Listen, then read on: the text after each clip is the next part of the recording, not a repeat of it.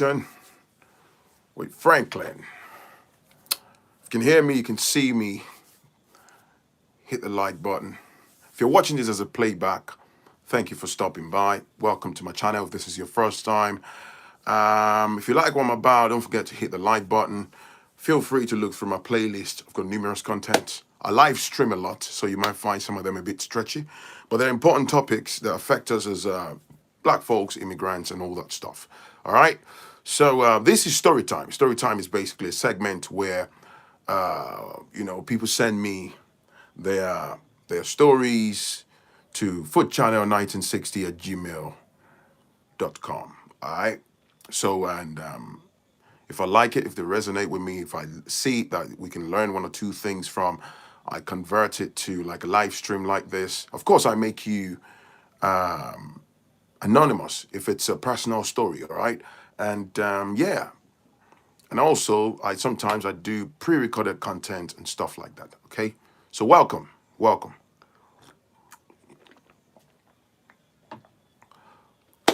What's going on, people? Hope you didn't have too much to drink yesterday. Nah. I really don't dabble into, alcohol like that. If I was going to what I was having at that party was a mixture of some nice stuff. I had a little bit. We didn't get an invite. Hey, man. What's going on, people? What's going on? Welcome. Smash the like button so we can gain traction, please. If you can hear me, you can see me. Smash the like button. All right. So, yesterday, I got 3 emails. People asking, how can I support your channel? I like what you're about. You can do that whilst on this live stream via Super Chat. Or if you got Cash App, the £, sign, Phrankleen, the way my channel is spelt, or via PayPal. If you look in the description, you find a link to my PayPal, all right? Well, for those of you that support my channel via, monetary donations and even watching me, giving your time, that in itself is well appreciated. Liking my videos and sharing them and coming back to watch some more and, coming back, you may be busy, you still give me your time, you're in the live stream, I salute you, man. Hey, brother, O'Shea Duke Jackson, big shout out, man. Thank you, man, I appreciate you, bro. What's going on, man? Listen, O'Shea, actually, that reminds me, I've been meaning to send you an email. I need to bring you back.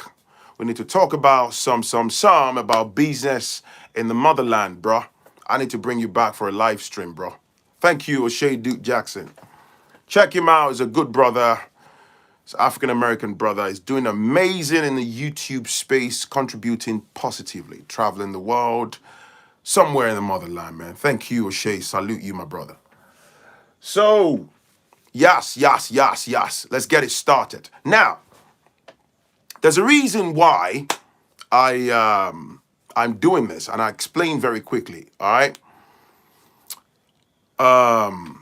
So I've had numerous people. I'll be absolutely honest with you.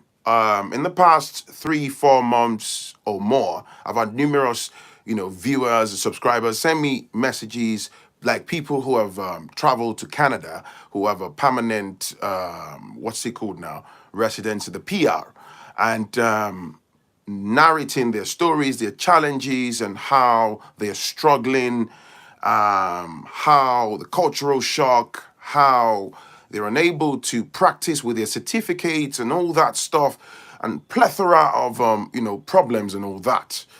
My natural beauty. Thank you for stopping by. Smash the like button. If you can hear me, you can see me. So I've had numerous stories, similar type of stories from people. Having said that, there are some of our folks who live in Canada who are staying afloat, who are doing well. But my observation is the immigrant community, the skilled migrants in Canada, have heightened employment. So let's talk about it. It's important that we educate ourselves. Thank you, Camden. we educate ourselves, and hopefully you probably have friends and or families that are contemplating on migrating to Canada. Now, let me put a disclaimer. Whilst we're trying to educate ourselves, this is not designed to dissuade you. That's not the premise of this. It's important that you have an understanding of how the West is designed and how these systems work. Because what tends to happen in our community is, thank you, Ebziba Yahuda. Thank you for the super chat. Hebziba, that's a nice name. So it's important that you understand, because like I said, one of the prevalent problem within the Black community, the immigrant community, is most people, they have a zero idea. Okay, especially those religious nut jobs. I've been banging on about it. This is not because I'm trying to attack you, but people then get to the West, forgetting the fact that the system you're going into is already set in place. It's set in stone, all right? And then you're hit by surprise. You're met with a truckload of shock to your system. Pretty much the dynamics of your lifestyle changes completely, and then we start running from pillar to post. Most of the time, people get trapped, people get stuck. And when I say people get stuck, it can cost you years of poor quality of life, unproductivity, being trapped at the bottom end of the spectrum. So, and also there's a category of people, I've said this in a similar live stream, if you're doing well in the motherland, like if you are doing well, I'm not going to get tired of saying this. Do be careful. Think, ask questions, do proper findings. Don't throw it at the feet of Jesus or Allah or whatever you believe in. Wisdom is crucial. Don't throw your life away. If you're already building, or if you've built a good life, to a reasonable extent, you have a home, you're building something, you have a career that's paying you, reasonable amount of money and stuff. Don't be quick to throw it down the drain because you want to rush to Canada, UK, or the US. Because you will be shocked. And what I've found is, which is a harsh reality, usually when you get abroad and you soon find out the truth, you just get on with it. That's the case with a lot of our people. People just crack on, and which is why there is a vicious cycle of poverty. We carry on keeping up appearance, like we say in Yoruba language. I got bakamuni, and some people, you just keep pushing through that system, and the truth is, the quality of your life, overall quality of your life, your well-being, your welfare, is just that way.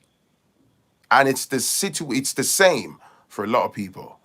And there's always the element of shame that you don't want to go back. You don't want to go back. Oh, what would they say? What would they think? What would they say? Again, it's part of the colonial, mindset conditioning that even to think of taking a step to go back, we think of shame. The shame is the reason why some people bury their heads in the sand and they carry on suffering in the West. I've seen so many doctors back home had good jobs, working in the financial sector, lawyers, they binned the job, ended up abroad, got caught in the system because of shame, 10 years, 15 years, you're working as a taxi driver. Because of shame, somebody who was a civil servant had moved up in ranks, was earning good money. Because of shame, they sold their home, they sold their lands, they got rid of their poultry, they got rid of substantive things that even a British citizen doesn't even have, to come to the West because of misconception, and they get trapped. and the bills are high on the monthly basis. It takes the bulk of your money, and yeah. So let's crack on. So I've got a note here. I've got some reference materials here. So hear this, right? Hear this. Canada has a huge problem with foreign credentials. Now, this is one of the major problems that I really want to unpack. Pay attention to me, right? See, look at me, man. I actually look really handsome with this haircut. What do you think, man? Your man could never. Just look at me, man, looking all gorgeous. Self-love is allowed. You are right. I have 2 degrees and a diploma, but no employment. However, I'm using my unemployed time to create tech products for Africa. Great stuff. Great stuff. So, check this out. Canada has a huge problem with foreign credentials. It's ridiculous. People say we need high-trained professionals. Highly trained professionals need jobs, right? But in too many cases, getting foreign credentials recognized and admitted for work in Canada is a huge hassle, right? That takes time and money. And in many professions, such as IT, credentials lose their power as time goes by. So the longer it takes for you to get your degree or certification recognized in Canada, the less it will be worth once the process is over. There have been steps to make this easier, blah, blah, blah. Right. Another factor is that much of this shortage of professionals is concentrated up north and not northern part in the colder areas. But most immigrants, pay attention to this, most immigrants initially come to the big cities such as Toronto, Montreal, Vancouver, which already have big concentration, and that's true, of immigrants and no jobs. So what tends to happen is people then move to the tropical parts of Canada, like is in Nunavut, or what do you call it, and places where the number is quite minute, there are no jobs, and then you're trapped. I'm going somewhere. Now, here's my note, my particular note. I read from a source earlier. This is my note. Canada's immigration program is just a business. That's the way I see it. And I'll explain, I'll unpack it in a moment. But listen to this. It takes money in applications, and then it forces the immigrants to bring money with them into the country. Right? They take money from you to run through the application. Very rightly so. You're an applicant, right? And then part of the process, there is a major demand on you to bring X amount of money, depending on the category you fall into, right? So you're going to bring tons of money. That money is going to go into the Canadian system, right? Now, and then there is something called Canadian experience, which is not based on merit or skills, just the fact that you must have worked in Canada. So think about it. If you're coming outside of Canada, you've never lived in Canada, you have no Canadian experience. So that already puts a labeling on you, right? Express entry is a business, always has been. Of course, this is why I'm trying to unpack this so my people can understand. So watch this. 20 years ago, it made sense, but now it's just a system that actually filters people out. The other thing is that the system helps prefer Canadians over immigrants, irrespective of skills, merit, talent, and or value. Once immigrants get rejected from their choice of profession,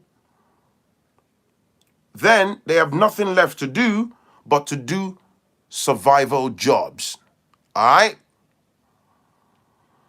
This is fine with Canada, since Canada needs people in blue-collar jobs anyway. Oh, they desperately do. On top of that, you're paying your taxes into the Canadian system. As far as the government is concerned, the immigration circle is complete that way. Do you get it? So this is how a bunch of immigrants systemically remain at the bottom end of the spectrum in the West. It's a system that's designed that way. Do you understand what I'm saying? Everything you're stating is correct about Canada. Thank you. So this is not like oh, I'm churning out a content or maybe to be spiteful towards Canada. No, no, no, no. This is a critical thinking, logical, very logical, sensible conversation that we need to have. And the premise is to let my brothers and sisters understand, especially those that are contemplating. This is why I'm saying you have got to be very careful because about your interpretation of life in the West. There's something else I need to read to you.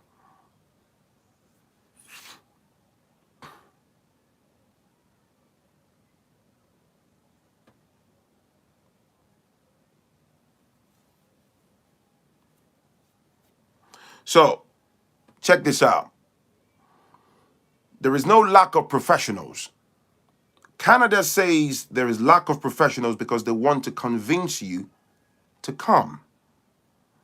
They want you to come here so you can drive down wages in the industry and increase real estate prices for landowners and the rich. They also have to increase the population size so there will be people to pay off all the debts incurred by the baby boomers. They don't really care what happens after you get here. Of course. There's something else I need to read. 1 second.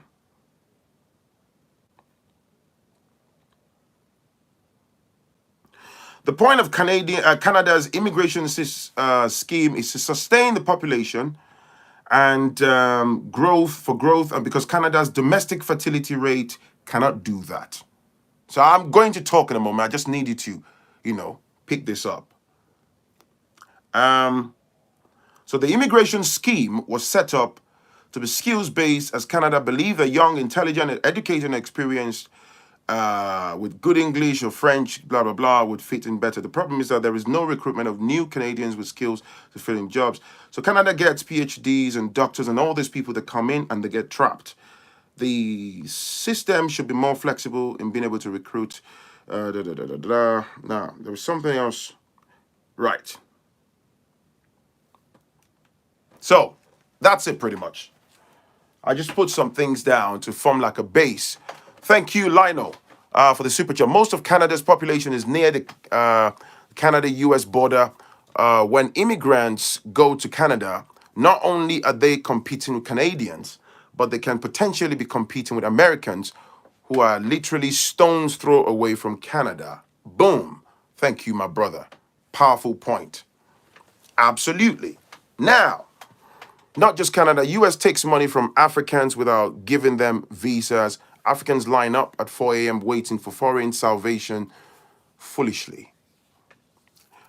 I've had several, and I mean, I've had several, can't even count, several people that have sent me. There was a guy that actually got frustrated. He said to me that, oh, Phrankleen, I've unsubscribed from your channel. He desperately wanted me to do a video.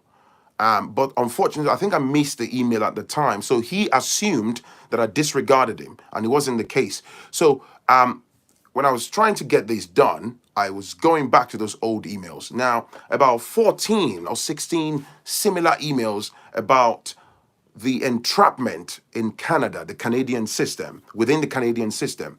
And what happens is these people, like mostly, Africans, when applying for the Canadian PR, so I'm trying to let you understand, to see the doom and gloom of the system. It's designed, it's a business. It's designed to make Canada shed loads of money. Shed loads, truckload of money, right? It's a way of giving people false hope. Absolutely. Now, there was a story of this gentleman, like I was referring to, who said he left I think there's an IT, has a good IT background, went through the whole express entry and all that stuff. he got the PR, went with a wife and all that. And then they were met heavily by the filtering system. He got into Canada, they got their PR.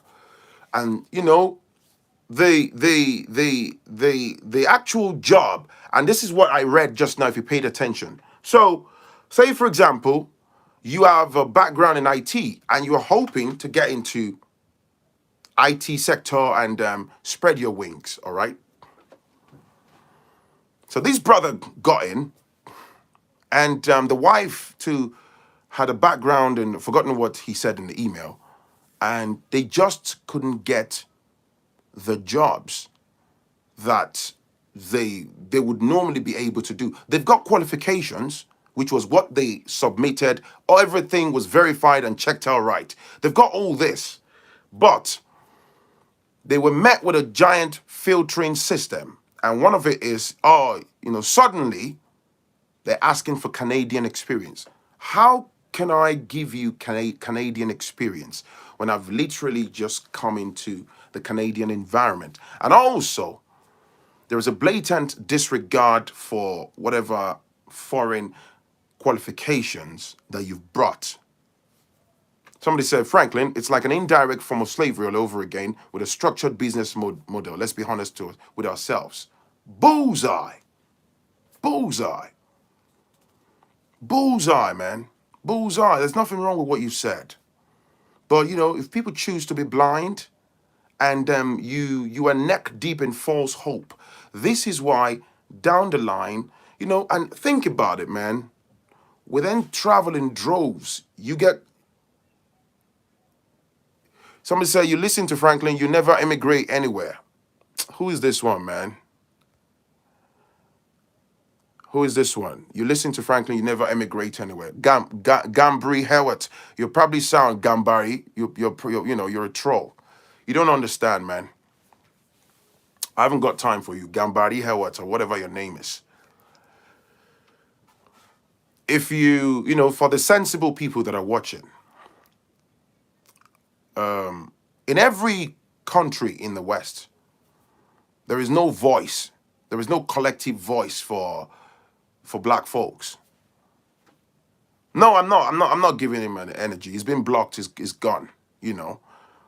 These are the people that want people to emigrate blindly. Did you hear? If you listen to my choice of words, did I come here to say, don't travel? I've always said this, but even me as an individual, right? Over time, I've lived abroad for donkey years, so I have a wealth of experience. I can say that proudly.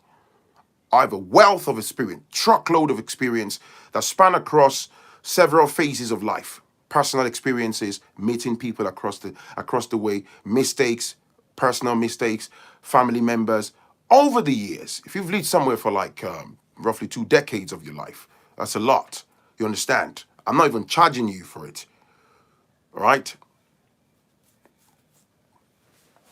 Now, you find very easily a lot of our people, they get trapped because you get sucked into the system, and then you soon realize that hold on, because it's very hard.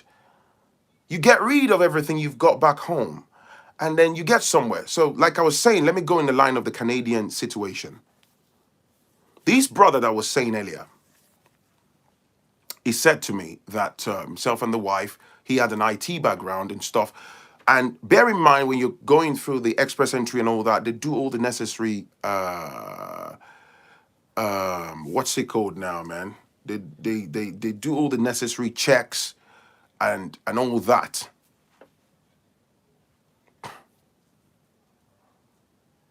And you get somewhere and they tell you you haven't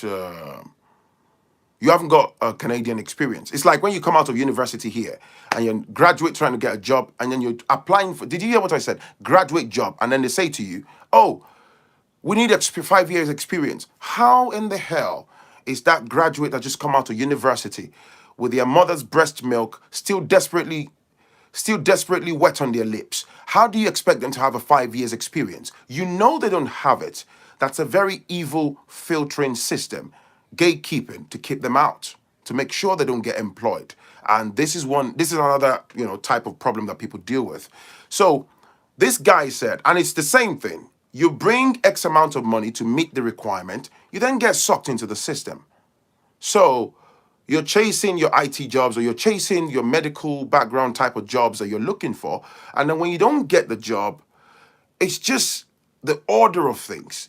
You find yourself that, you know what, man, let me start working in that grocery store, and let me just get my hands on that full-time job for now. There's a night shift job at that factory, babe, so that we can carry on paying the bills, because the savings we brought from Africa or from Nigeria or from Ghana is burning out. Let me just get that, for now. And believe me, that for now type of job is how so many people get stuck and trapped. Do you get what this is my department. I lived in Canada for more than a decade. As I came as a student in scholarship, Canada is a trap. It's a well-designed scam. It's well-designed. It's well-tailored. This is what I'm saying. And another thing is, here's the deal. Check this out, right? Another thing is, the Canadian government, they are not legally obliged to say, when you land, they're going to set up, I'm sorry, not set up, they're going to find you X number of jobs, they're going to be the one to put you in whatever organization and stuff. They're not. They don't have that obligation. So, it's up to you.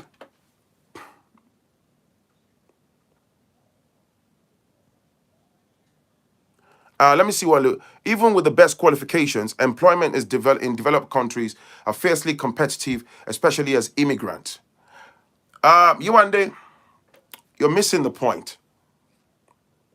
Nobody's saying that life is meant to be bed of roses. You're missing the point. You see, if you are in an environment, you understand me, whereby, okay, let's say you and I and 6 other people, we're applying for a role, like 2 job vacancies. Okay, let the best man get the job, right? We are all called in for job interviews. We get a fair chance to sell our personalities, skill sets, blah, blah, blah, to the potential employer, right? Let the best men win. 8 of us, we go at 2 opportunities. At the end of the day, the prospective employer would, decide and say, I like you one day. I like the Phrankleen guy. But you know what? I think I prefer Richard to Phrankleen. Richard demonstrated XYZ. The best man gets the job. We carry on. The 6 of us, the remaining 6 carry on fighting, and hopefully we get other jobs somewhere else. That's fair enough. All right? But what I'm telling you is a system that's actually designed to filter you out. So when you go somewhere, you applied from outside the jurisdiction of Canada, right? The Canadian authorities, they approve your PR. You come into their jurisdiction, then their employers, they see you, and then they look at your qualifications, of course, rightly so, which you acquired outside of Canada. And then they show blatant disregard for your foreign qualifications. In fact, countries like Nigeria and a lot, forget it. 0 disregard for your qualifications. You pretty much almost have to start all over. I know, like in the legal field, you might have to do some, couple of years of trying to adjust with their stuff and all that stuff. Do you get where I'm coming from? So when you can't, your qualifications are being, you're not coming in as an illiterate. You're not coming in as Olodo, as somebody who hasn't got anything to bring to the table. You brought thank you, Sedo P for the super chat. You brought something with you, but they're telling you haven't got the Canadian experience. Of course, that mountain of challenge is also, You also have like what my brother said earlier. Lionel said most of Canada's population is near Canada and US border. When immigrants go to Canada, not only are they competing with Canadians, but they are potentially also competing with Americans who are literally stone's throw away from Canada. And I agree. I absolutely agree. That's a powerful point. But what I'm telling you is there is a major filtering system. It's like me saying to you, hey man, hey, come in, man. I'm renting this house to you, at X amount of money. Come in as a tenant. Oh, you've got internet. You've got all these. There's a pantry that's filled with food. You'll be supplied X amount of blood. So you have these expectations. And then you come in, and then it's like, hey, man, you signed the contract to live here for, let's say, 2 years. I'm just using that as an example. And you realize the internet is dead. There's no food supply. There is X amount of this and this. And you then have to go and figure out those things yourself. And you may not be able to sort them out. And also, there's something about Canada. Like I read earlier, Vancouver, Ontario, the major hotspots in Canada, it's severely saturated and jam-packed. You understand? There's the Chinese there, there's the Indians and all that. So the major jobs. So when you go to the smaller provinces, you get nothing.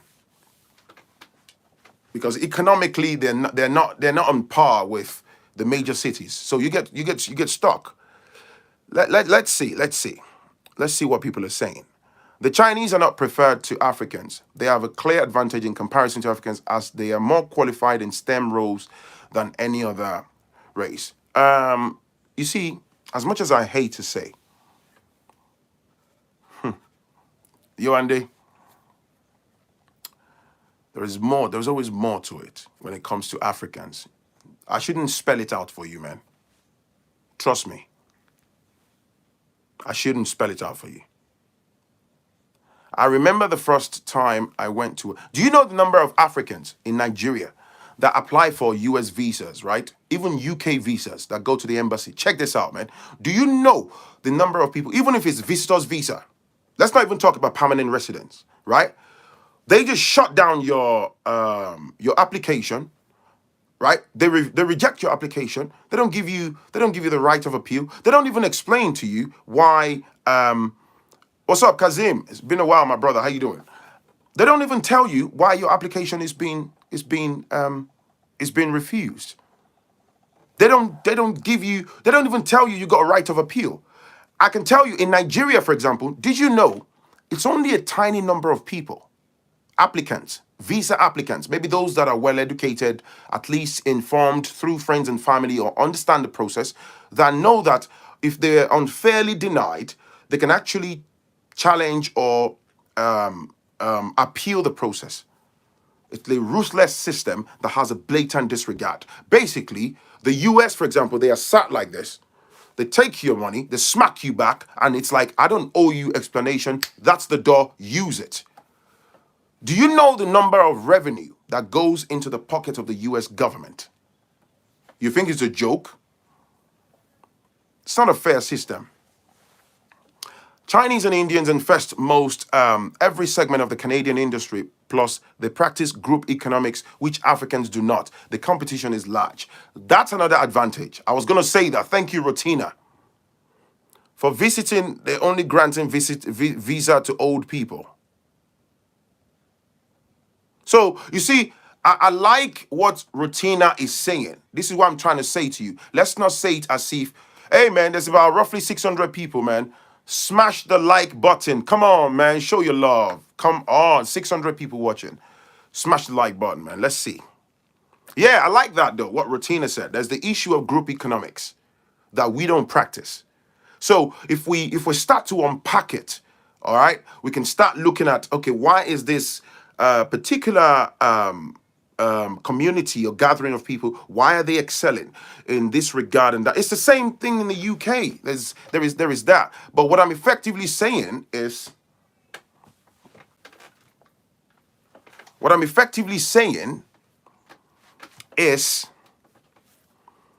there are these hurdles, there is this brick wall against most of our people. Now, I'm not even sat here trying to draw battle lines or saying, this. I'm saying it like it is.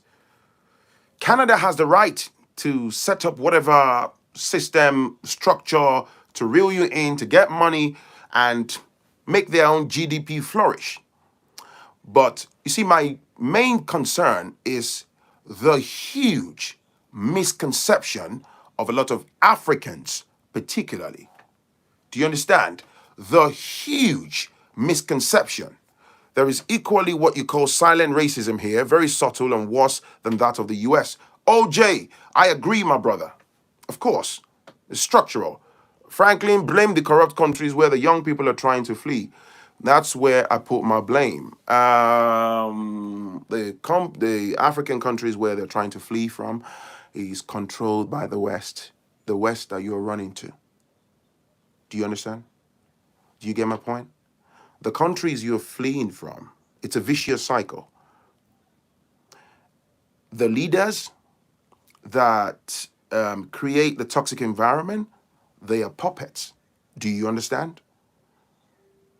Al-Kabulan, otherwise known as Africa, a major slice of it is run by the West. I've said it over and over. If you look at the statistics, Africans with STEM qualifications are just as highly sought for and as the Euro. Nope. Most of our people are not qualified in STEM roles. STEM roles are not the only roles that provide the avenue to go to Canada. You and STEM roles, I get what you're saying, but STEM roles are not the only avenue. So what I'm telling you is you can be qualified and still be met with, oh, you don't have Canadian this and this, and they can still feel. Yewande lives here in the UK, Manchester, Luau, you understand what I'm saying? You see, when I want to look at that statement that, do our people have a qualification in STEM roles or not? We can talk about that and agree yes or no. But what I'm telling you is, I'm currently reading a book on mindset and it's mind-blowing. Go anywhere with the wrong mindset and it would still be the same story. Of course, MD mom, of course. Let me put a disclaimer. That's not to say you're not going to find some immigrants, some of our people that are probably doing well in Canada. But the point I'm making is, for the most part, there are so many people who leave their home country, and then when they reach the destination, we are nearly 100K. You better do giveaway, man. Yo, 100K is coming soon, man. We'll see what we do, man. Exactly. Do people really think our leaders don't want to develop our countries? But to what end? They have no control, all puppets. Go against the grain and your life will be on the line. Absolutely. I'm in STEM, but that's not true. Your degrees in STEM from your home country mean nothing. Thank you, Dorin. Thank you, Dorin. That's what I'm trying to say to the likes of you one day. Phrankleen, you are partly right with the West controlling African countries. They move in subterranean fashion. It's not a vicious cycle. Thomas Sankara gave us a template. I don't understand where this belief that our people are not qualified in STEM roles is coming from. Our people, that's what I'm saying. Our people, let me tell you, man, when it comes to accumulating qualifications, I've got to say this. When it comes to acquiring qualifications, especially in the West, I give it to black folks. Let me narrow it down. Nigerians are at the forefront of affairs. If there was Olympics for acquiring qualifications, my goodness, Nigerians will clear the gold medals, man. Go and check the States, go and check in the UK. But that's still not going to, it's not really helping us escape the filtering system that's systemically designed. I am STEM all the way, and I can show you paperwork that proves UK discrimination, not to talk of actual experienced racism in the workplace. Of course, man, Phrankleen, but still come down to our African leaders. Why are we letting the West control us? They invaded us in the first place because we are fighting each other and too greedy. I have 8 qualifications. Jerry, whoa! To say otherwise proves your ignorance. So there is no hope for us Africans to enjoy our own land because the leaders will be assassinated. That's fear we have to start looking past now. It depends on how experience you have and what area specialize. Canada does not take inexperienced graduate. Canada is not looking for trained graduates. It's only looking for trained graduates. You are missing the point. You are missing the point. If you are in Nigeria, for example, let me say this again. It's like people are they're not paying attention. You apply for Canadian PR. You go through, in fact, you can come to me. By the way, let me sell my service. If you're looking for somebody that wants to apply for Canadian PR, you need somebody to help you process it. I can do it. I can help you file the application. I'll charge you really reasonable if you want to go to Canada, yeah? I'm a businessman. I will tell you. That doesn't mean I'm not going to tell my people the truth. You want to go to Canada? Come to me, inbox me. I'll tell you my fee and I will file the application for you if you can't do it yourself. All right? But that's a separate topic. What I am telling you is life in the West. It's the same thing. Check this out.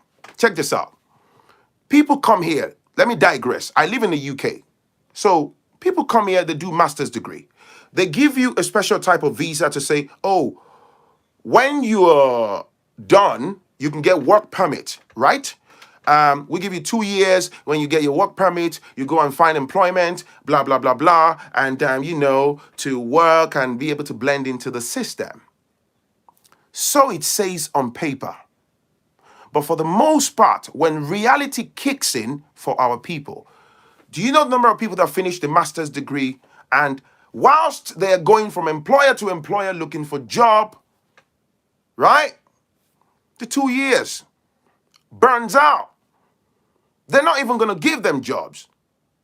They won't. There are so many people who take their master's degree and go back. Some will just have to take whatever job and they will try to look for. In fact, do you know what we go through in the system? There was a time before the shake-up in the immigration system that people would just be looking for courses to do in colleges just so they can elongate the time and just keep the visa going whilst they are looking for a way to settle. And those colleges would just keep taking your money. The immigration department take your money, always pay a price. If you have an experience in IT, oil, gas, medicine, etc., with proper qualification, you can bounce back in 3 to 5 years. It's a good point. Ubung, O-B-O-T or Obot. It's a good point. But there is a huge unemployment in Canada with skilled immigrants. Do you understand me? So it's not as easy as you're saying. So I'm addressing it from the data point of view. There is no sentiment in here. There is no emotions involved. Look at the data and address it. There's a filtering system in place. So you're coming from Ghana, Nigeria, whatever. You've lived the best part of your adult life. You've accumulated your qualifications. And then you get into Canada and the Canadian environment then systemically looks down, waters down the same qualifications that they verified whilst you were in the confines of your home country. They were satisfied. They approved of it. It was good enough for you to get the Canadian PR, the permanent residency. You got it. You went for their blood test. They approved it. You jumped on the plane. You must provide X amount of money in your bank account. You must provide blah, blah, blah. You did the IELTS. You met all the requirements. That in itself is also patronizing. Why? You claim to have X number of educational qualification in your home country, whereby most of our universities, you are taught in English. They still impose on you that you must do IELTS. You pay money to do those exams. Then when you get in,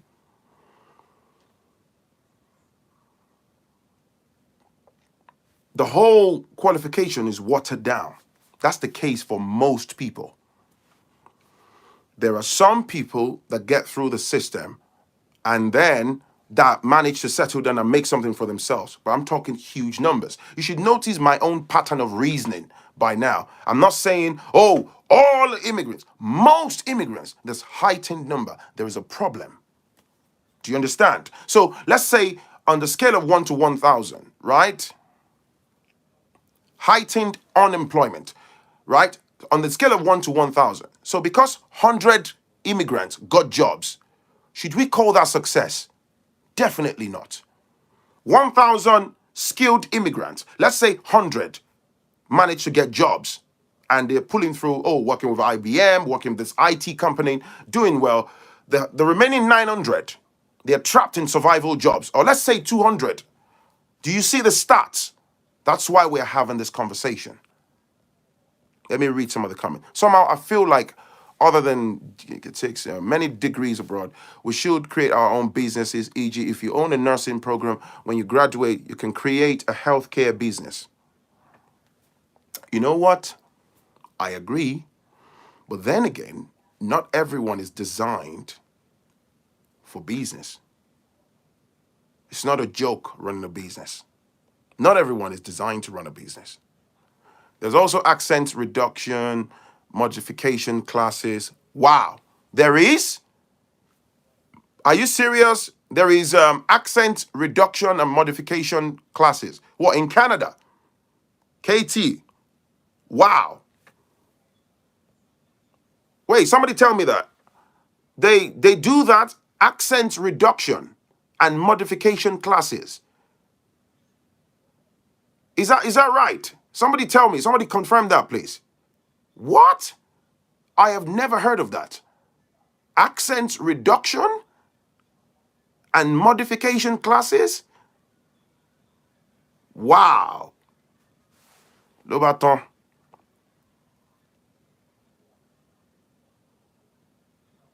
Who authorized that, man?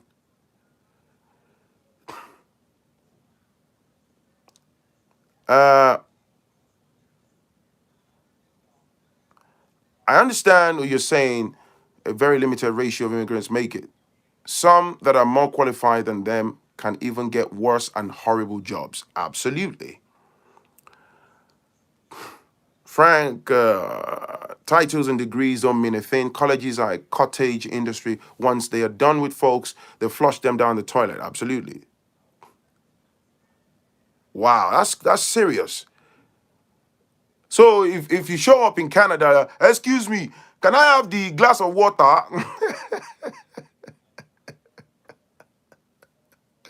Oh my God. So you have to go shaping up on your accent. The manager said, that's crazy, man. That's crazy. Canada used a highly skilled program to bring in literates worldwide to fill in their unskilled gaps. Excuse me, do you know who I am? Oh, wow. We need to go cut down on your level of aggression. It's everywhere. I live in the Netherlands, the same. Belgium, the same. Wow. You see, somebody said something elsewhere, like, even in the UK, Scots and Welsh go for enunciation classes to sound English. I mean, the Scottish accent is quite powerful. If you don't listen properly, you wouldn't hear what a Scottish person is saying. So a person, no fit, it depends on your course. Accounting and nursing is a safe bet. Why is everyone got to be a nurse? That's the problem we have, man. Why do you all have to be a nurse? Even if you have more degrees than a thermometer, as a PR, you are 90% likely to seek some Canadian qualification and or experience. Some with PhDs still go to college. Group economics will help. Exactly. And now check this. So you got your PhDs, your masters, and so you still got to go to college. Those colleges, are they free? So you're basically going to go into the system. You're still going to pour more money into their hands. So you can be deemed acceptable, man. It's a whole lot of pressure on us just being black. It's a lot of pressure, B. I got laid off as a senior engineer master's degree after they refused to promote me for 4 years. And a young white dude who graduated university over the same time frame got promoted to manager. Why is everyone wanting to be a nurse? Nursing job doesn't even pay that well. They work long hours. With that pay, admin job is you go for classes willingly. And I think Canada, if I'm correct, you got to learn to speak French as well in some parts, right? Of course. Do you think any Western system is supposed to cater to you? What does that mean? Of course, I don't think so. What are you saying, Yoande? What are you saying? Most people going to Canada go there to get the Canadian citizenship in 3 years and then relocate to the US. The US is a whole different type of demon. We are the ones. You see how that's the thing that I've got a problem with, man. How long, for how many generations after generations? We are the ones always orchestrating ways to jump from one border to the other, and they design these things to filter us, to keep us down, to beat us. It just being black, man. It's so tough on this side, man. Man, the US is another. Come on, man. These guys are using us for economics. Of course. They bring us in because we are young and able-bodied and willing to do anything to survive, including low-paying jobs. We are also young and we generate taxes. Bullseye. Nursing is a job in demand and it guarantees if you want employment. Man, yeah, nursing only preparing you for arthritis and poor circulation. Hey, yo, I'm laughing, man, but hey. Hey, hit the like button, man. Come on, bruh. There's about 763 of you. Nigerians would never learn and wouldn't learn anything. That's why our country, Nigeria, is in shambles. You know what? I tried to kind of roll back on that. Like, I don't know. I don't want to sound harsh or, make a disparaging comment. I thoroughly understand the driving force, behind why people, traveling all over the world. The problem is, they create that environment to enable brain drain. If somebody sends me a story, I read it. I don't just want to jump on that type of thing and say, oh, I want to make a video and talk about it. But when you see the data, there's a huge amount of people talking about this, and there is a pattern, and there is evidence. It's important that we educate people. Do you know that a lot of people, one of the reasons why they are ready to leave their jobs is, okay, there's a guy who said he's a medical doctor. He couldn't get a job. And, some would say, oh, I know somebody who is a doctor in Canada. I know a few doctors and stuff. But it's not always the case. That's what I'm trying to say. He had a good job back home. Was it in Ghana or something? Yeah, got rid of everything.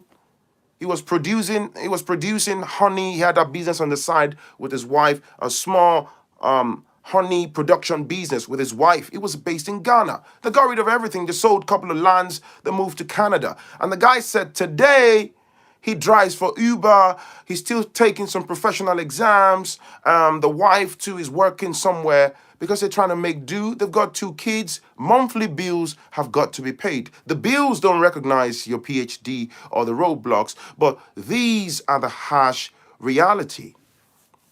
Somebody said, did he pass his exams? I don't know. I don't know what challenges he's dealing with. I don't know.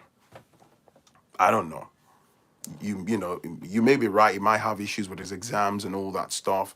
And like you say, with the IT and so, several other fields, man, 80% population is old. If my memory serves me right, yep, they don't have children, so they have to depend on immigrants to keep the economy afloat. Bullseye. It's actually in one of the things that I was reading online earlier. You're right. Many people got to pay after many years in the Middle East, but chose to relocate to Canada, and the payoff got drained. Wow. I don't have time for dreams, but reality, Malcolm X. It's crazy to sell business to travel abroad, my 2 cents. And if I may, one of the fundamental problems that our people have, especially, I can say from the point of view of Nigerians, good luck, thank you for the super chat.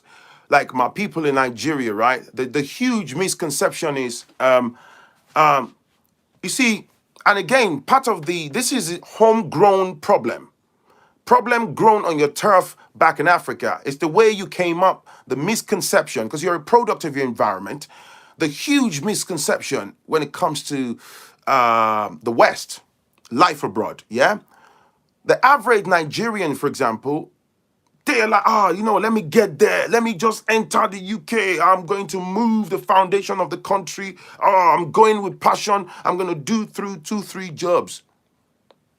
Let me get to Canada. I will shift the paradigm of Canada. Absolutely impossible. Canada will chew you and spit you out. Jiro, Jiro, people get rid of what they have. They will sell lands, they will sell assets so that they can have money accumulated in bank accounts that they can take in to that country to meet requirements. And then when they get in, if you take 20,000 Canadian dollars with you today, check this out, yeah? You sell your lands or whatever, you get rid of your savings because you have to meet the Canadian, requirements. If you take 20,000 Canadian dollars with you, maybe you and your wife and the children, a couple of kids you've got, right? The system is going to drain that 20,000 Canadian like that. Because the moment you land, you have bills, whilst you're still trying to find your feet and they would take it off you. Like that. I heard the story of a guy who got Canadian P.R. and one of his cousins who lives in Montreal was meant to be his host. Irish. What's up, sis? The cousin in Montreal was meant to be his host. So he must have blabbed away, and ran his mouth like a bathroom tap and told his cousin that, hey, man, I'm coming with like 20-something thousand Canadian dollars, not knowing that the cousin who lives in Montreal doesn't even have 20-something in savings. The cousin has his wife and 2 children as well. And they're like, rah, this guy. So the cousin said, oh, yeah, you can live with us, come in, blah, blah, blah, blah. The cousin ended up ring fencing him, unscrupulously took a bulk of that money. On my phone, took a bulk of that money before this guy and his wife and 2 children could find their bearings and decided to break away from there. More than half of that money was gone. What are you saying? More than 70% of that money was done and dusted. They had to pretty much start all over again, man. You get what I'm saying? So when somebody knows you're coming abroad, you are bringing a ton of money from back home. They are paying hefty bills on a monthly basis. They live in the Western system. Just like we say back home, they live in the system, they have a local knowledge. You have zero knowledge. You are coming with joy in your spirit. False joy. They can circumvent your movement. They can manipulate you. They can create circumstance that would drain your resources very quickly. And before you realize, before you can pronounce Robinson Crusoe, within the 2 shakes of a duck still, the money is gone. Before you know, they create a circumstance and kick you out. And it happens to the best of us. This one is, in-house sabotage.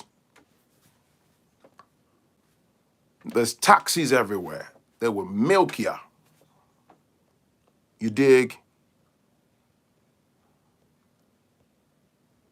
I don't feel too bad because I came here on a Canadian scholarship. So it's their money they wasted as my degree. I respect my Nigerian degree way more. Good on you, brother Michael. If you're not so educated and or was unemployed, relocating to Canada will make a great sense. Truck drivers, blah, blah, blah, will benefit. Africa has the whole world in its hand. How does she not know? Africa knows. The West has got their claws in Africa. Debt-based economy, hugest slave master. Buhari had... Please don't talk about Buhari, man. Look, my head is just going to implode or explode, whichever. I have a friend from over here in Abu Dhabi who want to migrate to Canada after years of hard work in the UAE with a sum of 15,000 US dollars. You know what, man? We can talk about the Western system forever because there is much to talk about. Muddy water, of course. Do you know what? One Nigerian from Silicon Valley single-handedly designed Showere's election platform bottoms up without any foreign inputs. I don't doubt that. There are many brilliant Nigerians. We have talent, of course. Even back home, they're very good IT guys in Nigeria.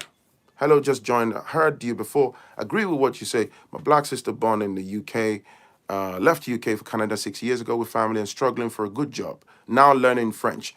There's a lot of our people. 15,000 USD in Canada makes you poor. Somebody said, Phrankleen, let's talk about solutions. Check this out, man. When people say, let's talk about solutions, you should be able to derive the solutions from what I'm saying already. Let's talk about solutions. I've already said it. I've highlighted some of it. Because when you blindly, that's why I emphasized at the start of this, for those of you that have managed to build something for yourself, because I personally know people, right? I personally know people who literally discarded the entirety of their life in Africa. And I'm telling you, look, let's not call a spade a spade. I'm talking Nigerians. Like, if you put them next to a British person, they were doing good. They discarded their life. Why? Misconception about life abroad. They got into the system. They were trapped.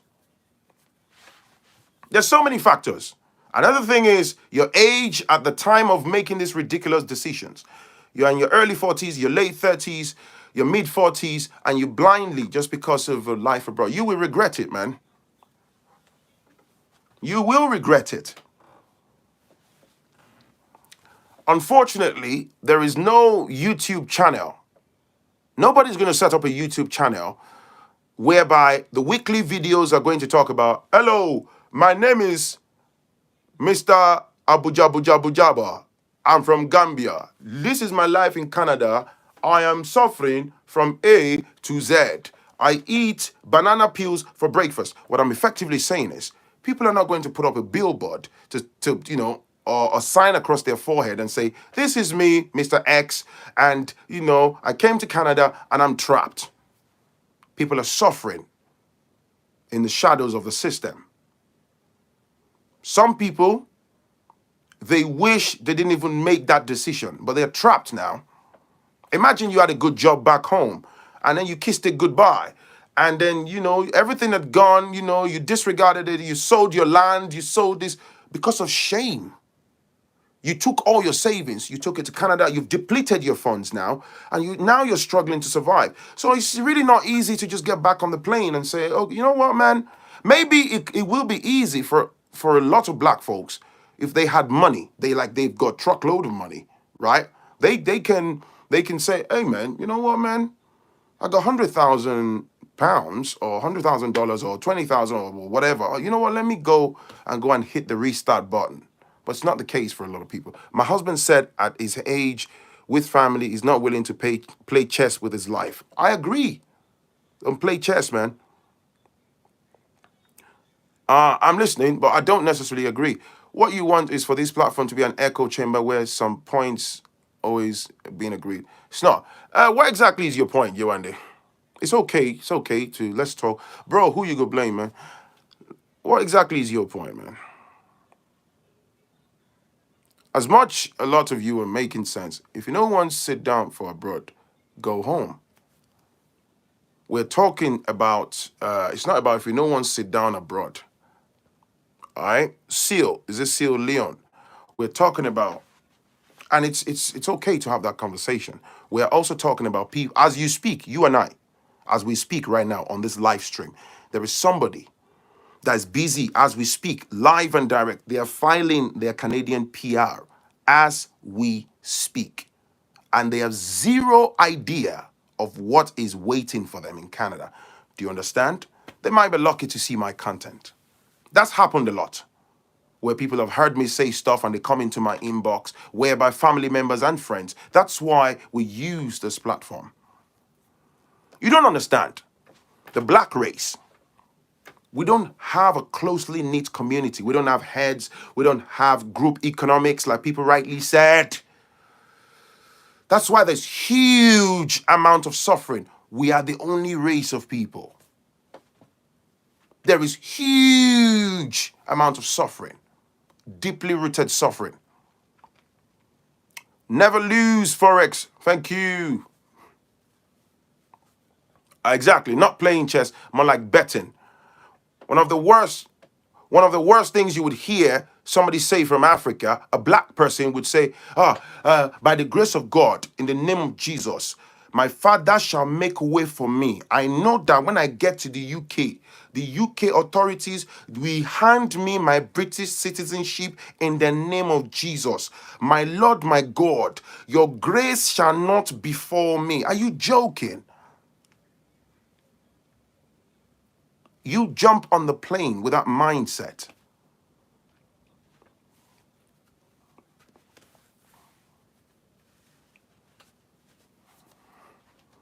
By the blood that you shed on Calvary, I know when I get to America, the U.S. authority will treat me like the king that I am. They shall hand me my status in the name of Jesus. Heavenly Father, Rekebo Shenka, you are crazy. You are crazy. They would never have understanding of the West. My Lord, my God, the blood shall make me prevail. In the name of Jesus, your daughter shall not suffer. Hey, yo, you're playing with fire.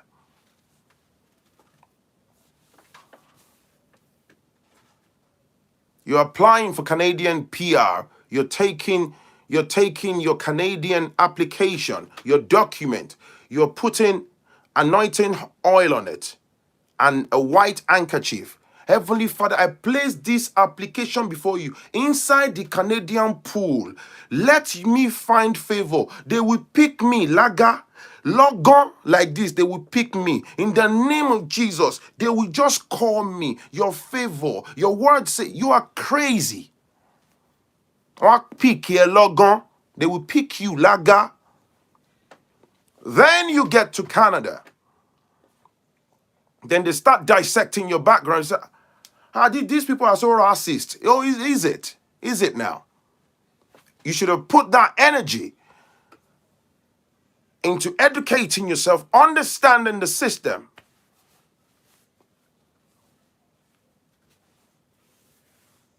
Then you're driving a taxi, you're frustrated now, you're trapped, and then you're telling somebody, in my country, in Nigeria, when I was a civil servant, I was level 29. You cannot talk to me like this. This guy give me 1 star, Sha. Oh, is that right? You put yourself in that predicament, man. I see them a lot. They're my people. They're uncles. They're a lot older. They're all older than us, man. Blunders. These people are racists. They are racist. Oh, is that right? That's why I'm making this content. You get the gist now, man. In Africa, you are under my feet. You are under my feet. In Africa, you cannot talk to me. You have to speak to my driver and my cook and my cleaner before you can even see me in Africa. And then, so what are you doing now in Canada? You are arranging the grocery shopping trolleys. So what does that person in the grocery store need to know about your level 29 back home?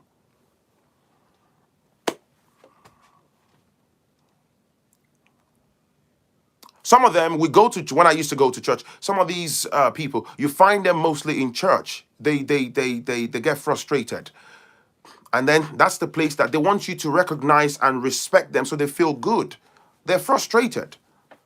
I've seen people that you will see them, like the trousers is just disagreeing with the ground level. The length of the trouser is disagreeing with the ground level. Shokoto so Philly, and with their Panama hat.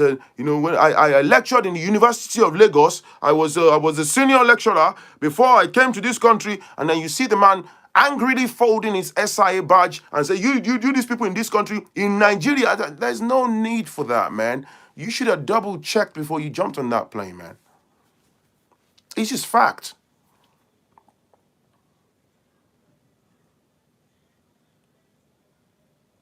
Some of them are so frustrated that the only thing they hold on to is to become Pastor, Mrs., Doctor, Engineer. What the hell, man?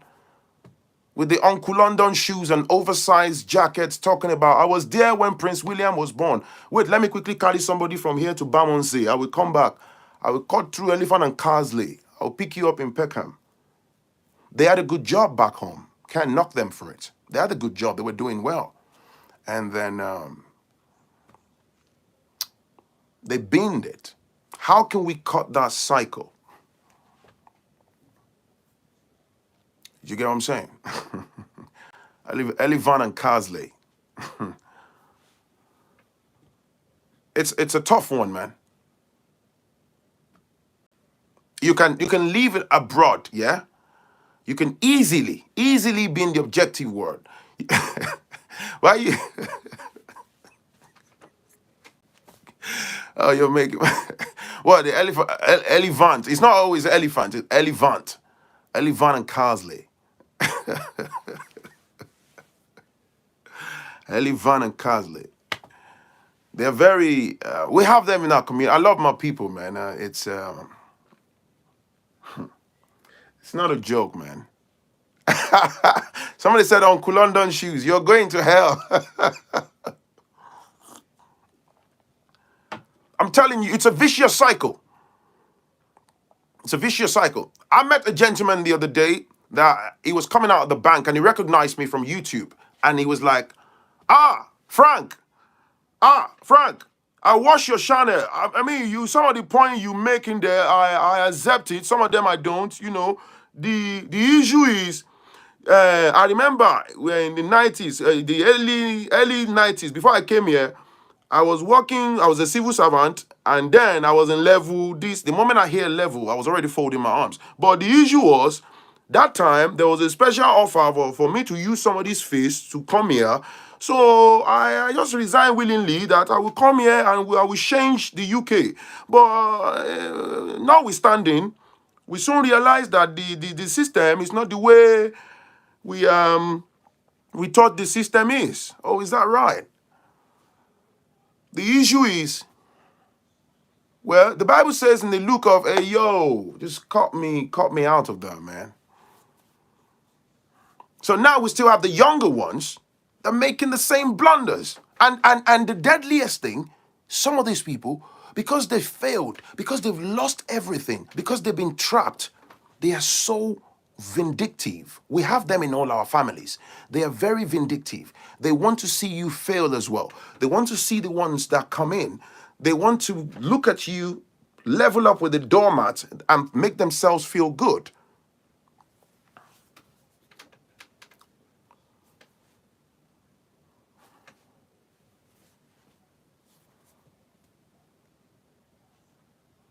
The issue is, I was a senior lecturer when I was in Unilag. Yes, 97 was the year. No, 98 was the year. My visa, my visitor's visa came through mid-98. I entered the UK late 98. It was Virgin Atlantic. It was Virgin Atlantic. It was Heathrow, of course. And it was, yes. I first of all live in, what's that place? Greenwich. And yes, I know London at the back of, you know what I'm saying, man. I live in Greenwich, and then, sorry, Greenwich. No, Greenwich. Just after New Cross, Greenwich, of course.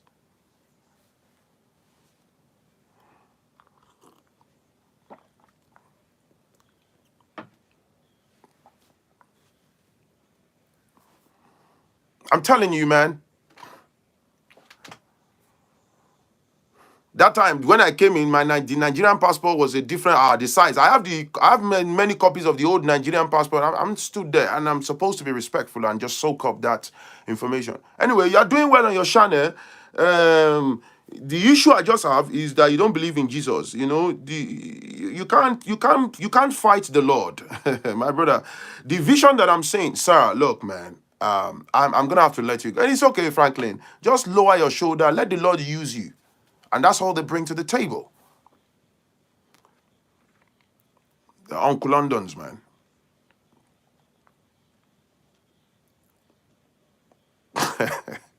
Green Wizard. We got Greenwich in Connecticut, US. Also,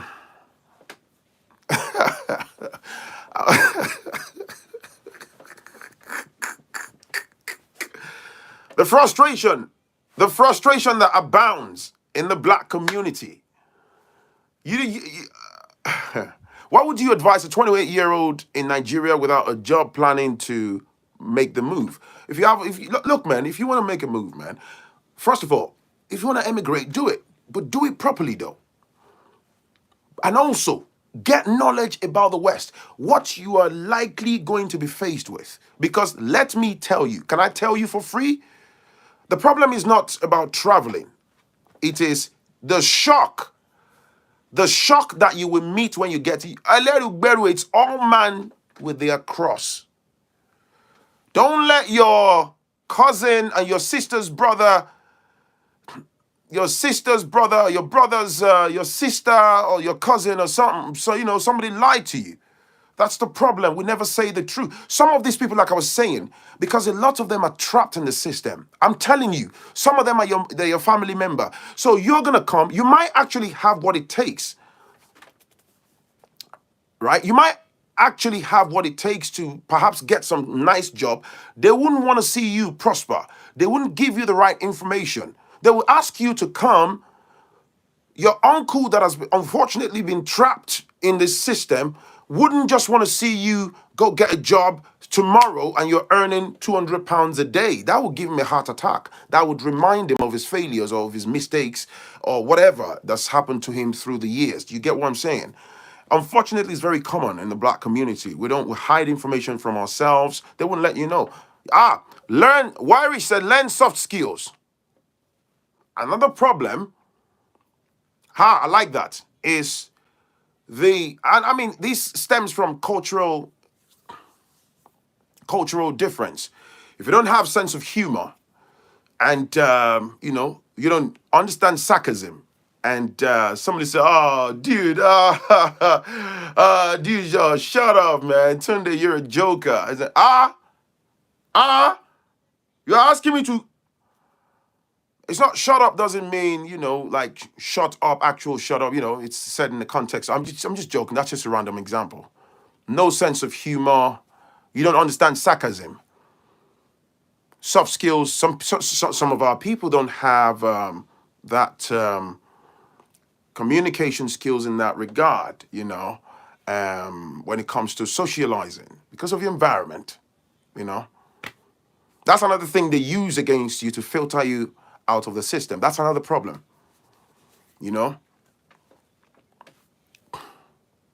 It's all good gloom and doom in the West for African. We just need to be educated about what we are walking into. Thank you, Mr. Emmanuel. That's what I'm talking about, man. You see, what really scares me is that somebody would come to the West blind, like with zero knowledge. It's actually very scary. You come here latching onto religion. You think you're something special, like the immigration system will just change tomorrow morning for you.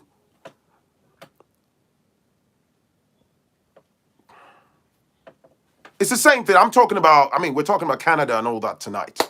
It's the same thing why a lot of our Africans die in the Middle East. Don't get me started. Dubai, Qatar, all of those places. It's the reason.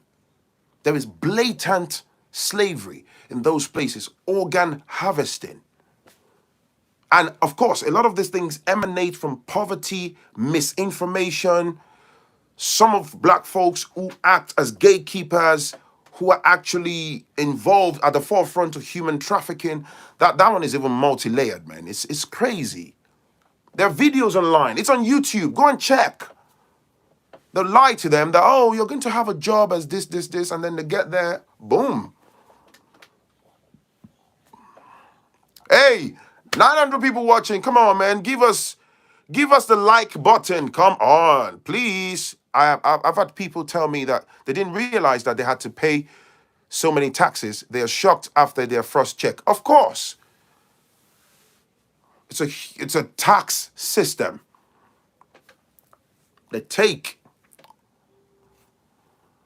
The West don't owe us, to be honest.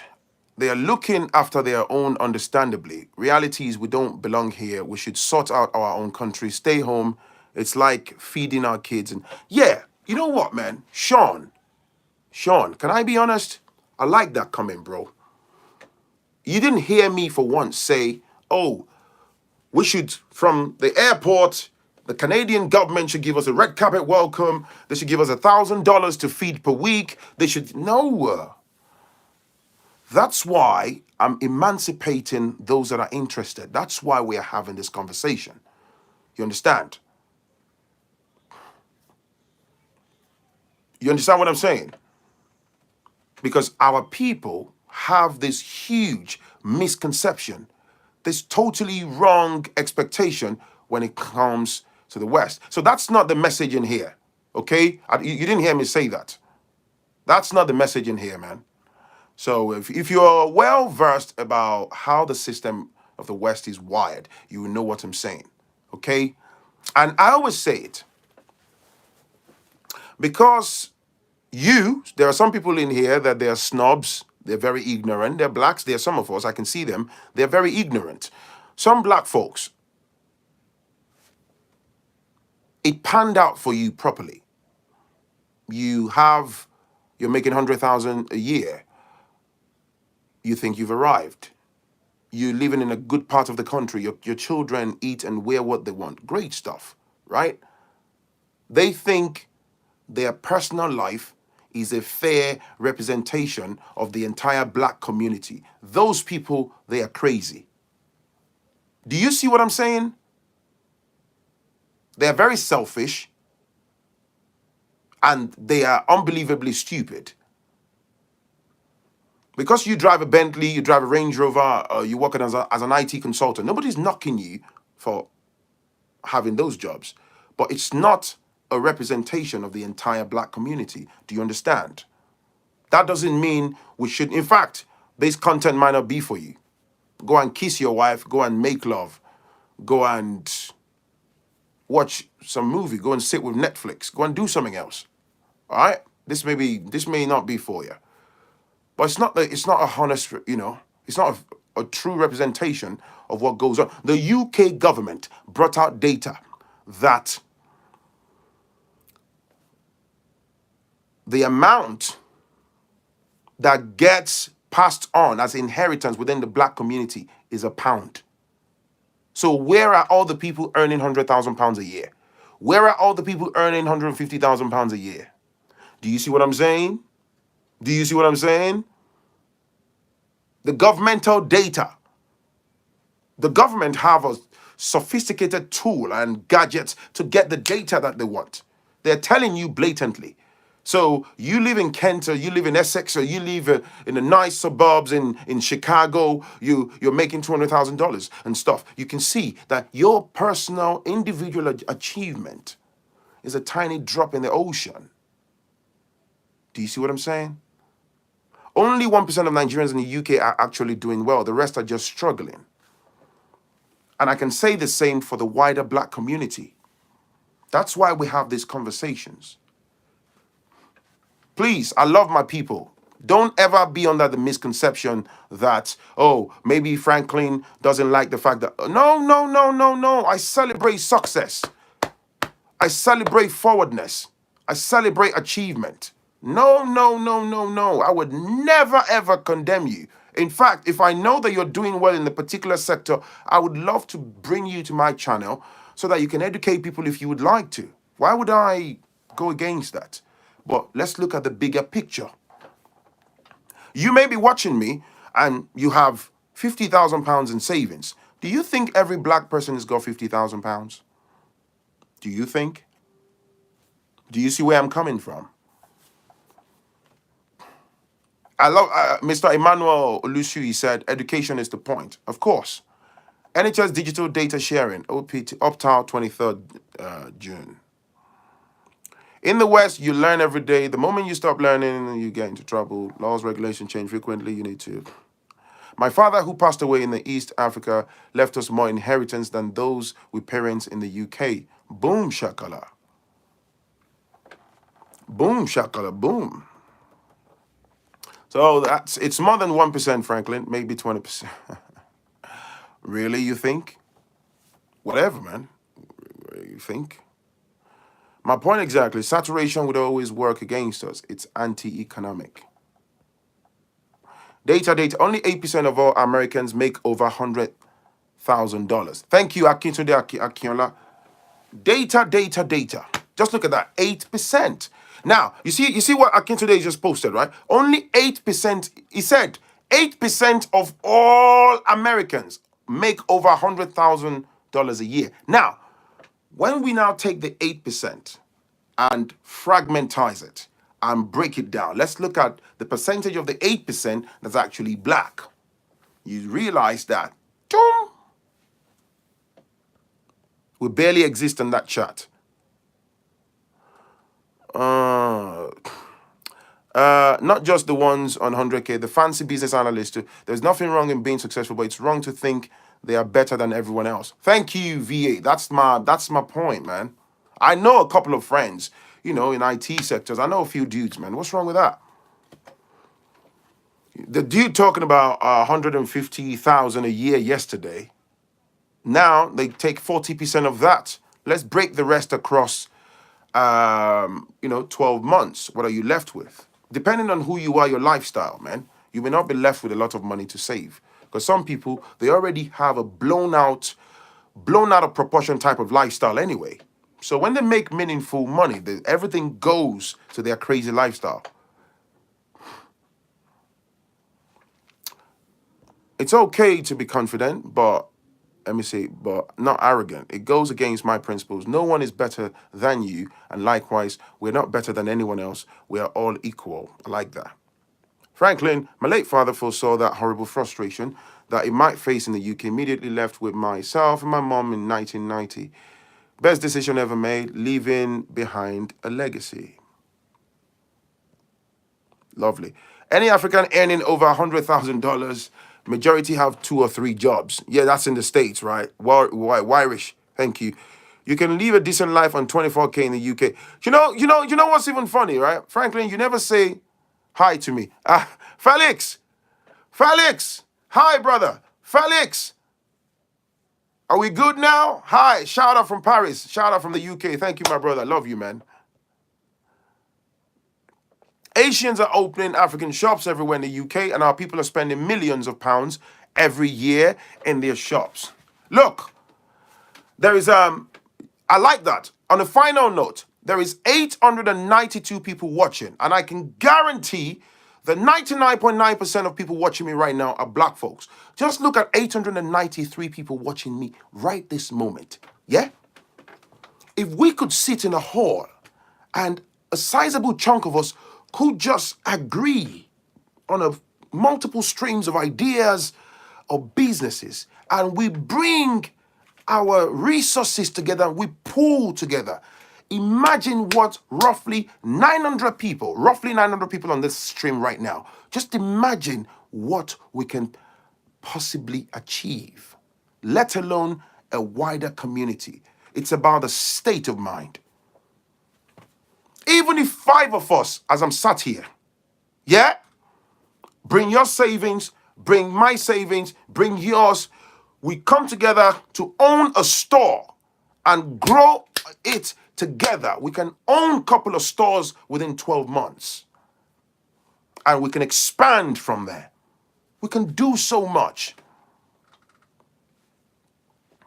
I'm telling you, group economics is basically a template. It's a template to print money. My fundamental problem with Africans is we like the solo journey.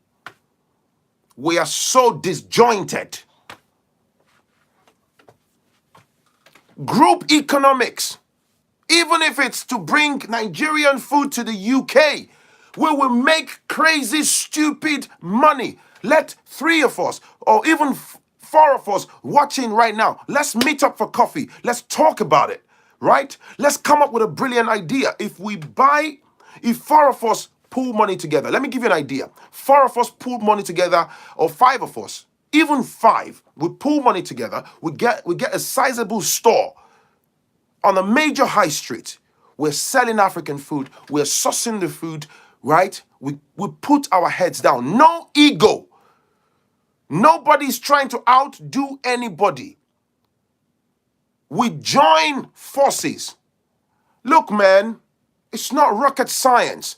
You don't need no Harvard degree. We will make it work. We will make crazy, stupid bread. We will take that template. We will replicate it. We'll find other stores. We will replicate it. VA said everything is done legally. Of course. Of course. Come on, man. We are smart people here. We get a lawyer to draft contractual agreement. We have a business account. I can't dip my hand in. We can't even authorize £10 out of the account without the knowledge of the rest. It's doable.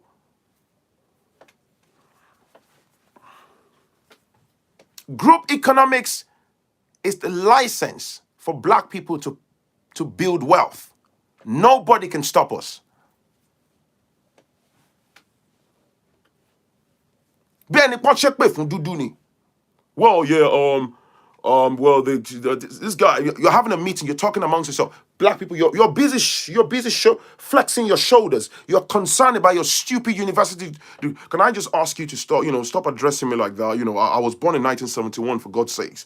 You can't be the tone of your voice, man. Do you know what I mean? On a good day, do you know what I'm saying? I mean, look, you know what, guys, and you know what I'm pulling out or there. You are much more interested in showing us your Gucci shoes. Let's sit down on the mat. Let's sit at the table. 3 people. You can come up with an awesome idea and make it work. If you own 20% of a particular business and the other investors own maybe 40%, don't be jealous of the 40%. Don't let your African mom and dad lie to you that they are using your universal data set to prosper. One lórí ẹni láti máa kó ọ lájọ, orí ẹ ti dàrú, oye tó kó sínú business yẹn ló fi ní 20%. Put your head down. Use your 20% of that business. Use it positively. Reinvest it to grow another phase of the.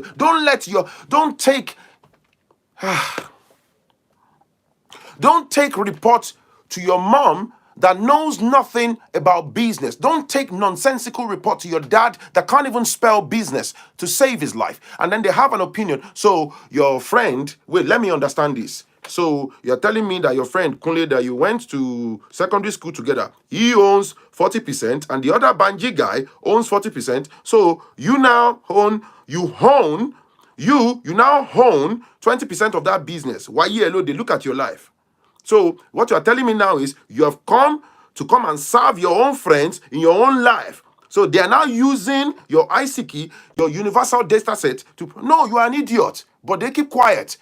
They are using you. So you are there now, you are looking after the business. When your friend, they own, and then you too, you conceive the toxic idea. What do? You go and blow up the unity. You destroy the business. Because wọ́n lo ICT orí ìwà àtàwọn alí ẹ̀ ti burú. This is the problem that we have in Africa. We cannot serve. Humility. We lack foresight. Your uncle that doesn't have £500 in savings has an opinion about £100,000 investment. This your friend, this your body friend. I don't trust him. I went to speak to pastor 2 nights ago. He said you need to run far from them. They are using you. Where they are going is very dangerous. Remember the story of Job in the Bible. You buy into that bollocks, you destroy a big opportunity that your children's children are meant to. We are too occupied with nonsense.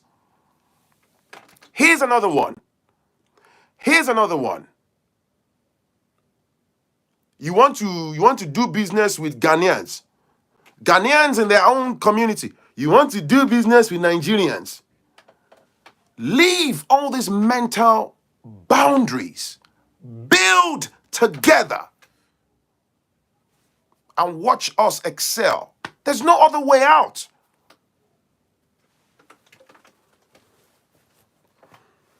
Let's narrow it down. Take it to Nigeria.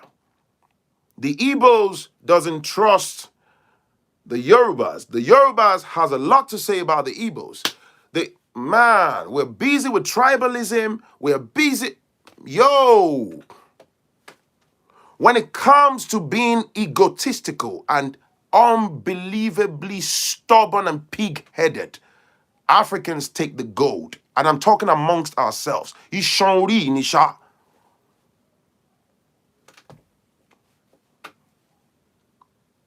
Everybody has a mobile phone, right? You go into an African store owned by the Pakistanis and the Bangladeshis and stuff. You walk into the store to buy your African food, do your African YouTuber, you're deviating from the topic. No, I'm not deviating. I talk the way I want. What's your name? Yo. If you don't like it, go watch something else. I'm done with the rest of my show, with the actual part of my show. These parts, I'm saying what I want to say, okay? There's no deviation. You didn't fill a form for me to stick to the topic. If you don't like it, go watch something else. All right? That's very rude of you. You're not watching BBC. You're not paying me TV license. What are you doing to help improve the black community? You're deviating from the topic. The topic at hand that I'm talking about is the way out for us. You're telling me I'm deviating from the topic. Go watch something else. That's the problem. Exactly what I'm talking about, man. Exactly what I'm talking about, man. Those are the black people that want the pot of soup to be ready for them. How do we build trust among each other? Because no business can ever succeed without trust. And we have trust issues with each other, unfortunately. Let me address that. Let me tell you, man. You see, these trust issues is a deeply rooted problem, right? Thank you for saying that. Thank you for the super chat. Now, you see, this trust issue is a deeply rooted problem. But let me tell you how to solve trust issues. When it comes to business, it's dead easy. All you have to bring to the table is a clear state of mind. You get lawyers involved. Okay, let me tell you something. You like me, right? You're watching Phrankleen. You're listening to me. So let's say you and I sit across a table tomorrow. Forget about Phrankleen. I'm a human being like you. I've got blood running through my veins. What has liking Phrankleen got to do with running business? We put measures in place. When you put measures in place, it's not because you're suspecting that the other person is a thief or I think you're going to be a thief. No, it's for the protection and the peace of mind of all the parties involved. So if you and I are going to be importing or selling African food, for example, right, we get legal experts, they draw the contract. Both parties, you have a thorough, clear-cut understanding. Oh, Phrankleen owns 50% of the business. You own 50%, or let's say it's 3 of us. Maybe it's 40, 30, 30, right? You have these things in place. Listen, from the business account, every money that comes in, maybe it's a cashless business, these are the measures. We go to the bank, I can't authorize any money without the knowledge of my business partners. You understand me? These things have come, it's very easy. People have conversations about multi-million dollars over a cup of tea, over lunch. It's easy. Now, if I'm your business partner, there are contractual measures in place to make sure that everybody abides by A, B, C, D, and then I then premeditated. I carry out a premeditated action. I go off tangent to carry out criminality so that I can steal funds and stuff. You can take legal action against me. Of course, in some cases, you can even kick me out of the business. You can sue me. So when it's time to share the dividends, as agreed, as stipulated in the contract, if my take home is 30%, let's say at the end of the year we have £150,000 in the pot. 30% of that is mine. If at the end of 6 months, whatever the dividend, however we've agreed, it's dead easy. It's dead easy. It reeks of illiteracy and lack of foresight for us to say we're not going to do business. Lack of trust. I get that. That's why you put proper measures in place. If you take a pound of the business money without the knowledge of, of the other business partner, without agreement and stuff, it's ground enough to take action against you or kick you out of the business or break the union. You don't do business based on, oh, yeah, that's my homeboy. That's where people fail. You get what I'm saying? Oh, that's my homeboy. That's my cousin. I went to university with such and such. Oh, we grew up together. Oh, that's my cousin. That's not how you run business. That's why people get busted. Do you get what I'm saying? That's why when somebody wants you to lend them money, and then you say to them, let's have an agreement. It's a legal binding agreement. I such and such agree that if I don't pay back X amount of money, this person is going to take such and such action against me. They can take you to the county court. You get in trouble. You understand what I'm saying? So it's doable. But of course, you must do business with like-minded people. Everyone's saying never get family involved. That is problematic too. That shows how entrenched this lack of trust is. No, it's not about lack of how entrenched lack of trust. Why? One of the fundamental reasons why we say that, there is a handful of some, and let me also tell you, let me tell you, here in the West, you see some, white folks, you might see like a pub, restaurants, a family-owned, family-run business. Don't get it twisted. There are legal measures in place. Do you understand? So you and I might be siblings. We are working on dad's business or whatever, family-owned business. There are legal measures in place. Maybe your dad has given you a share in the company. It's stipulated. Some of the fundamental problems that we have in Africa is because we apply emotional blackmail, right? And then you say, oh, you want your dad or your mom to help you do X, Y, Z. And again, let me say this. One of the reasons why it's not exactly advisable to do business with family is sentiments. Even sometimes it may not be enough to have contractual agreement. You might have contractual agreement if a family member is not pulling weight. Your younger brother is working for you and they're not pulling their weight. And then you tell them off like, hey, yo, man, this and this and this. He might be feeling like $1 million and feels like, oh, this, and then take the complaint to your mom. And then business is business. That goes into overdrive. Then sentiments comes in, man, no, that's why some businesses fail. You put your sister behind the till. Your sister is stealing money. If I'm an outsider or you employ me, you put me behind the till. It's easy for you, man, to report me to the police. It's really easy for you to sack me. It's easy for you to call back that money. If it's your sister that stole £200 from the till, that's left you short, family come out, they ask you to take it easy. Is that how you run business? The same sister that stole 200 pounds today, if she gets the chance to clean you out of 10 grand, she would do it.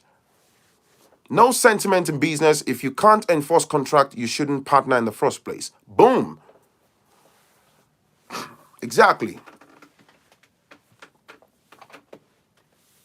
Go and look at the devastation that people have suffered by allowing, family members. So should we say that the African family system is fundamentally against group economics? I don't know. You can say that. I don't know. You can say that if you want. And it's not, and let me just say, it's not limited to Africa. I'm talking about African families because I am an African, clearly. It's the same thing everywhere. It's a global problem. If you want to die early, you want to die of palaver, go and do business with your family. I mean, everyone is free to make their decisions. Why should I, man? I don't want to do business with family. If I want to help a family member, that's a totally different conversation. Help them in that context. Whatever it is you want to do within reasonable parameters, that's fine. I'm not going to deprive myself of something just to keep family happy. Nah, man. Life is too short. If it's mandatory for you to do business with your family, go and do it. There are some family members, they will be good for some time, and then one day, they are meant to go and put £2,000 in the business bank account and divert the money. And that family member has been working with you for 3 years. And then boom, you think, whoa, what the? And then it becomes a major argument. You might be younger than them. And then you tell them off, you lose your cool, very rightly so. And then they start alluding to the fact that, it's because it's not your fault. It's because we're in the UK. Oh, you think you're better than me. They bring sentiments and the whole, some of these things, misbehavior in the workplace amongst family members, it then goes into the wider context of the family tree, destroy the whole family structure because of sentiments. People take sides. Your mom is on your side, their mom is on their side, and they think you're better than this. They think, man, scrap that, man.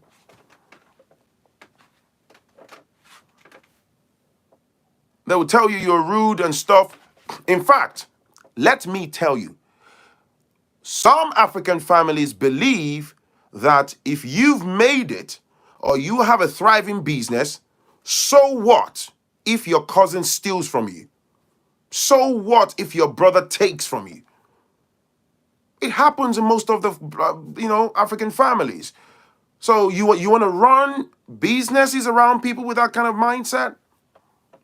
You do a business, time to split the profit 50-50 and be happy. Your African partner hires someone for 15K to kill you, so he gets to keep the remaining 15K of your profit, man. That's why you got to be careful who you go to business with, man. People are crazy. Anyway, that's me done. Thank you very much. Hit the like button, hit the subscribe button. Thank you for the super chat. If you want to send me emails, send it to foodchannel1960@gmail.com. I appreciate you for listening to me. You want to travel abroad? Think twice, do your homework. Life abroad is designed to cater to the Western system. Long and short of it, all right? Catch you in the very next one. Peace and love.